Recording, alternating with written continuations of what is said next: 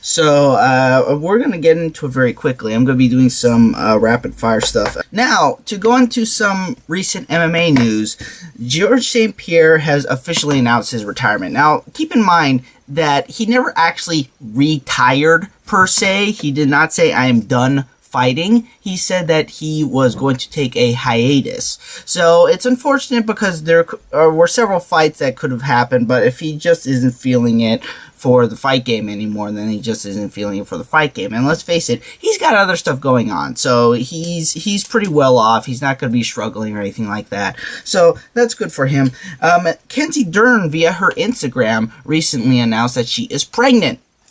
Not the first female fighter to be pregnant. Alexis Davis took time off because she was pregnant. Michelle Waterson, even though it was before women's MMA was more established, also took time off because of her pregnancy. So this isn't going to necessarily hamper her in the long term. The question is are her weight issues going to continue to be a problem because she had weight issues before that? So, that's just what it is. She's gonna come back. Whether she comes back as a flyweight or tries to cut down the straw weight is another thing entirely.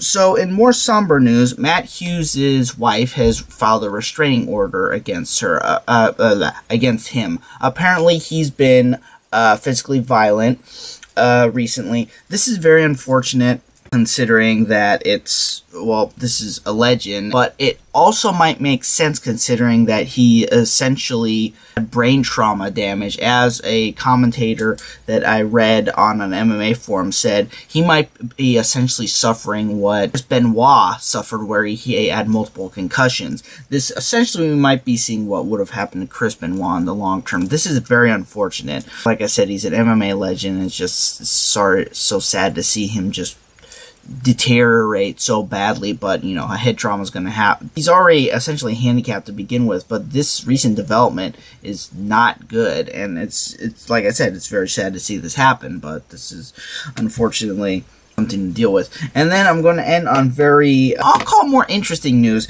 The Professional Fighters League recently signed a deal to broadcast on ESPN. That's right, they are leaving NBC Sports Network, their home ever since their inception as the World Series of Fighting, to what's essentially a full network. This is very interesting because ESPN already has the UFC, but also it would make a little bit of sense. There